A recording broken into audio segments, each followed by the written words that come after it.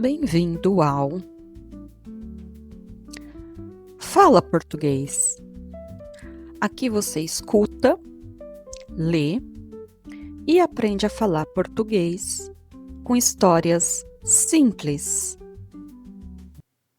Antiga função de tradução para melhor compreensão da história. Ela me traiu, mas não a deixei ir. Daniel sempre acreditou que o amor era simples. Para ele, amar era escolher todos os dias a mesma pessoa, sem jogos, sem complicações.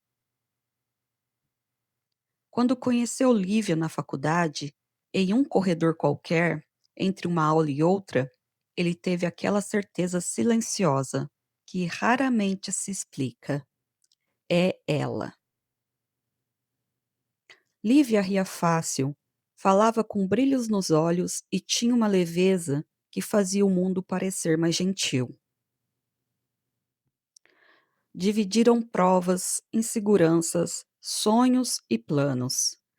Quando terminaram os estudos, o casamento veio como uma continuação natural daquela história. Não havia dúvidas, não havia medo, a vida começou. E então veio o assunto que parecia inevitável: um filho. Daniel queria sim, mas não sentia urgência. Na cabeça dele, a vida tinha um ritmo próprio. As coisas aconteciam quando tinha que acontecer. Mas para Lívia, o tempo não era tão paciente. Com o passar dos meses, algo mudou nela. A leveza deu lugar a uma ansiedade silenciosa. Cada teste negativo parecia pesar mais. Cada mês era uma pequena decepção. Até que ela pediu, quase implorou: Vamos ao médico, Daniel. Eu preciso entender. Daniel hesitou. Por fora, ele concordou. Por dentro, o medo já tinha começado a crescer. E se o problema for comigo? Era um pensamento que ele tentava afastar, mas que voltava sempre mais forte. Vieram os exames, as consultas, os dias de espera. E então, o resultado. Frio, direto, inevitável. Daniel não podia ter filhos. Naquele momento, o mundo perdeu o som. Ele ouviu o médico falando sobre possibilidades, tratamentos, mudanças de estilo de vida, mas nada parecia realmente entrar. Só uma frase ecoava dentro dele, repetida, esmagadora: Você não pode dar um filho à mulher que ama. Daniel saiu daquele consultório diferente, menor, quebrado. Nos dias seguintes, a vergonha tomou conta. Uma vergonha silenciosa, difícil de explicar, mas impossível de ignorar. Ele começou a evitar o assunto, evitar o olhar de Lívia, evitar qualquer conversa que pudesse levá-lo de volta àquela realidade. Dentro da cabeça dele, uma certeza começou a crescer. Nenhuma mulher ficaria com um homem como ele. E então, antes mesmo de ser abandonado, ele começou a se afastar. Daniel passou a chegar mais tarde em casa. Dizia que era trabalho, e às vezes era. Muitas outras vezes, não. Ele só precisava de tempo, de distância, de qualquer coisa que o impedisse de encarar o que estava acontecendo. Lívia tentava conversar, tentava entender, mas ele sempre fechava. E assim, aos poucos, o silêncio foi ocupando o espaço que antes era deles. Até que um dia, Daniel percebeu.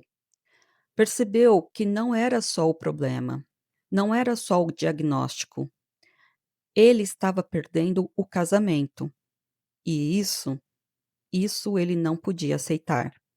Naquele dia, ele tomou uma decisão. Saiu mais cedo do trabalho, comprou flores no caminho, algo que não fazia há anos.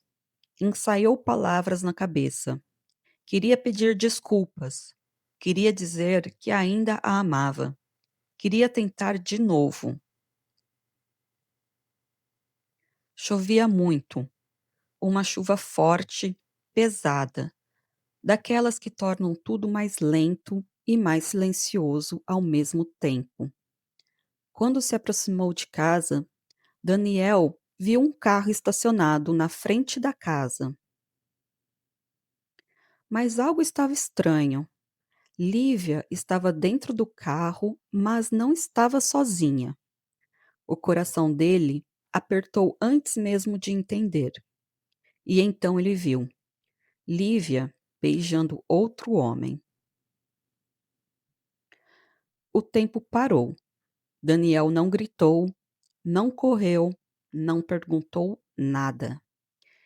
Ele apenas ficou ali, parado, sentindo algo dentro dele se quebrar de um jeito calmo, definitivo. Curiosamente, não foi raiva o que veio primeiro, foi compreensão. Na cabeça dele, tudo fez sentido de uma forma cruel. Ela só está procurando o que eu não posso dar. Daniel deu meia volta e foi embora sem ser visto. Nos dias seguintes, ele não falou nada, agia como se nada tivesse acontecido. Talvez porque, no fundo, ele acreditasse que não tinha o direito de cobrar nada, que aquele erro era consequência do que ele era incapaz de oferecer. Semanas depois, veio a notícia. Lívia estava grávida. Ela estava radiante.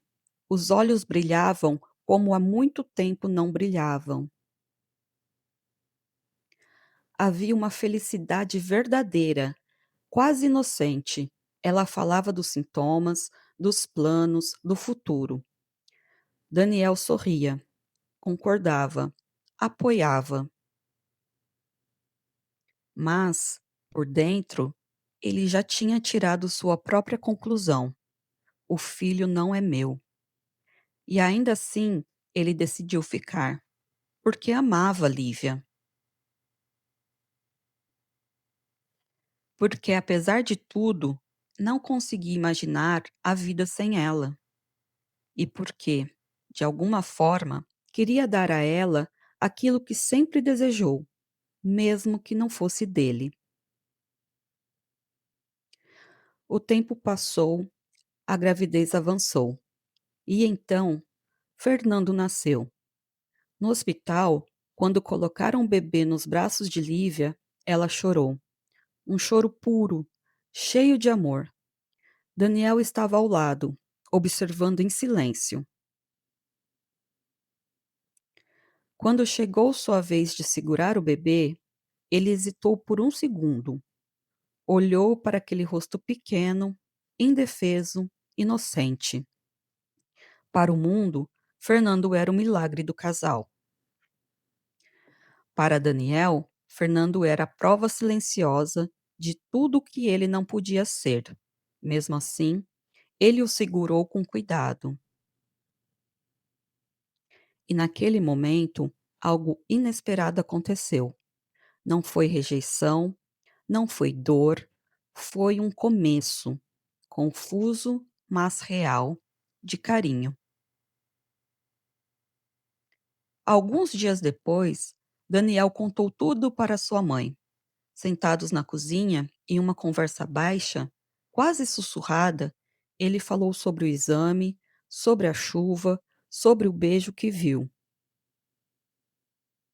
Esperava julgamento, esperava revolta, mas ela apenas ouviu.